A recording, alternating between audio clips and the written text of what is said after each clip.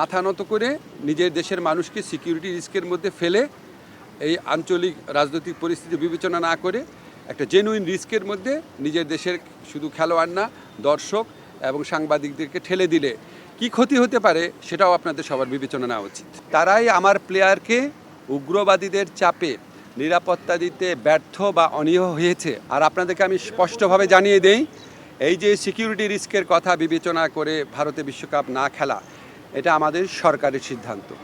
আজকে আমি বাংলাদেশের জাতীয় দলের যে ক্রিকেট প্লেয়াররা আছে ওনাদের সাথে আমাদের বোর্ডের প্রেসিডেন্ট আমিনুল ইসলাম বুলুল ভাই, আমাদের সিনিয়র একজন ক্রিকেট বোর্ডের কর্মকর্তা ফাহিম ভাই, আমাদের সচিবকে নিয়ে বসেছিলাম। আমি ব্যক্তিগতভাবে ক্রিকেটের অনেক বড় একজন ভক্ত।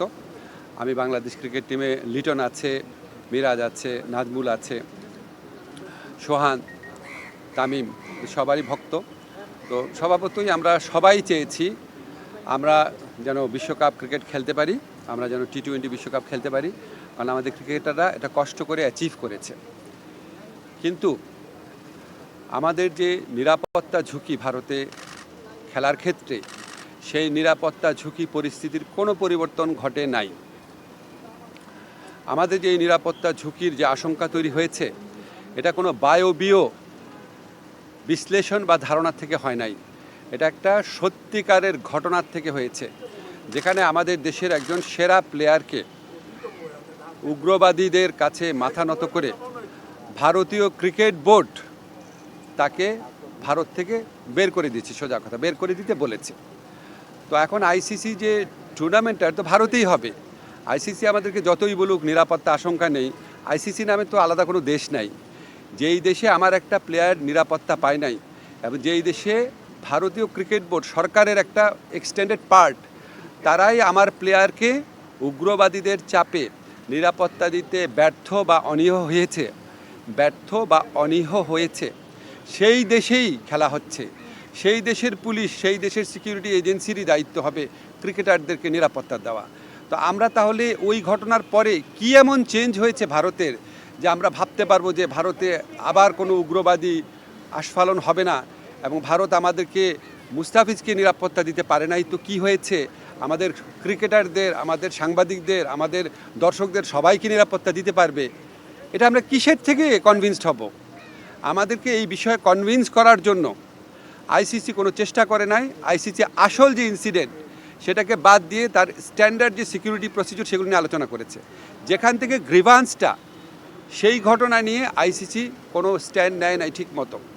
এমনকি ভারত সরকারের পক্ষ থেকে যে আমাদের কনভিন্স করানোর চেষ্টা করা যে যেই ঘটনাটা ঘটেছে মুস্তাফিজের ক্ষেত্রে এটা একটা আইসোলেটেড ঘটনা, বা আমরা এটার জন্য সরি, আমরা এই ব্যবস্থা নিচ্ছি, তোমাদের দর্শক, তোমাদের সাংবাদিক, তোমাদের খেলোয়াড়দের জন্য কোনো রকম যোগাযোগের চেষ্টা করে নাই, কোনো রকম কনভিন্স করার চেষ্টা করে নাই।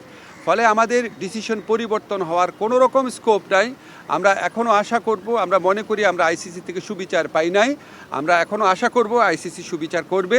আমাদের যে বিশ্বকাপ খেলার যে অধিকার, যেটা শ্রীলঙ্কাতে আমাদের খেলার সুযোগ রয়েছে, এরকম বহু নজির পৃথিবীতে আছে যে অন্য একটা ভেন্যুতে সিকিউরিটি রিস্কের কারণে খেলা হচ্ছে। আমাদের এখানে জেনুইন সিকিউরিটি রিস্ক আছে, আমরা এখনও আশা ছাড়ি নাই। আমরা আশা করব আইসিসি আমাদের জেনুইন সিকিউরিটি রিস্কটা সুবিবেচনার সাথে নিয়ে আমাদেরকে শ্রীলঙ্কায় খেলার সুযোগ করে দেবে বিশ্বকাপ। আমরা সেই আশাবাদ নিয়ে এখনও অপেক্ষা করছি। ধন্যবাদ।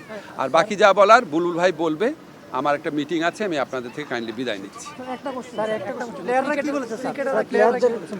আচ্ছা, আমি আজকে ক্রিকেটারদের সাথে যখন কথা বলেছি, আমি প্রথমেই বলেছি ক্রিকেটারদের সাথে আমার যা কথা হবে সেটা আমাদের ব্যক্তিগত ব্যাপার, আমাদের প্রিভিলেজ কমিউনিকেশন। তাদের কারো কথা আমি সাংবাদিকদের বলবো না, তারা নিজেরা বলতে চাইলে বলবে। আমার কোনো কথা তাদেরকে কি বলেছি সেটাও বলবো না, শুধু এইটুকু বলবো, কারণ এটা একটা প্রিভিলেজ কমিউনিকেশন। আমি যদি বলি যে ক্রিকেটাররা কী বলেছে সব আপনাদের বলবো, তাহলে তো ওরা মন খুলে কথা বলতে পারবে না। আমাদের এই সাক্ষাতের উদ্দেশ্যটা ছিল আমরা সরকার কেন এই সিদ্ধান্তটা নিয়েছে সেটা তাদের ব্যাখ্যা করে বুঝিয়ে বলা, কনটেক্সটটা বলা। আমার কাছে মনে হয়েছে যে তারা এটা বুঝতে পেরেছে, এটাই পারপাস ছিল, আর কিছুই না। আর তারা কি বলেছে সেটা বলার অধিকার আমার নাই। একটা বিশ্বকাপ না খেলতে পারলে ক্রিকেটারদের যেমন ক্ষতি হবে, বোর্ডের ক্ষতি হবে, পুরো বাংলাদেশের ক্ষতি হবে, কারণ আমরা দর্শক বলি, আমরা রেভিনিউর কথা বলি। বিশ্বকাপ খেললে বাংলাদেশে কী ক্ষতি হবে সেটাও আপনাদের বিবেচনা নেওয়া উচিত। মাথা নত করে নিজের দেশের মানুষকে সিকিউরিটি রিস্কের মধ্যে ফেলে এই আঞ্চলিক রাজনৈতিক পরিস্থিতি বিবেচনা না করে একটা জেনুইন রিস্কের মধ্যে নিজের দেশের শুধু খেলোয়াড় না, দর্শক এবং সাংবাদিকদেরকে ঠেলে দিলে কি ক্ষতি হতে পারে সেটাও আপনাদের সবার বিবেচনা নেওয়া উচিত। আমি আর যাচ্ছি। আচ্ছা, লাস্ট কোয়েশ্চেন বলেন। আজকে আপনারা খেলোয়াড়দের নিয়ে বসেছেন, যেটা আমরা জানি কালকে আইসিসি মিটিংয়ের মাধ্যমে একজনে একটা সিদ্ধান্ত হয়েই গেছে, একটা নতুন একটা লাইসেন্স দেওয়ার পরে আর কি। তো আজকে যে খেলোয়াড়দের সাথে বসলেন, আপনারা যে সিদ্ধান্তটা নিয়েছি মানে এর মাঝখানে কি আপনারা বসতে পারতেন না? কারণ খেলোয়াড়দের দিকে দেখা গেছে তারা একটা আমি আপনাকে একটা কথা স্পষ্ট করে বলি, আমাদের খেলোয়াড়দের সাথে বোর্ডের সবসময় যোগাযোগ ছিল, ঠিক আছে? আমার সাথে যোগাযোগ তো আমার তো বোর্ড আছে, আমার তো মন্ত্রণালয় আছে। আর আপনাদেরকে আমি স্পষ্টভাবে জানিয়ে দেই, এই যে সিকিউরিটি রিস্কের কথা বিবেচনা করে ভারতে বিশ্বকাপ না খেলা, এটা আমাদের সরকারের সিদ্ধান্ত। কোনো একটা দেশের মানুষ অন্য একটা দেশে গেলে সিকিউরিটি রিস্ক আছে কি না সেটা সরকার বিবেচনা করে দেখে, এটা অন্য কারো বিবেচনার স্কোপ নাই। ধন্যবাদ।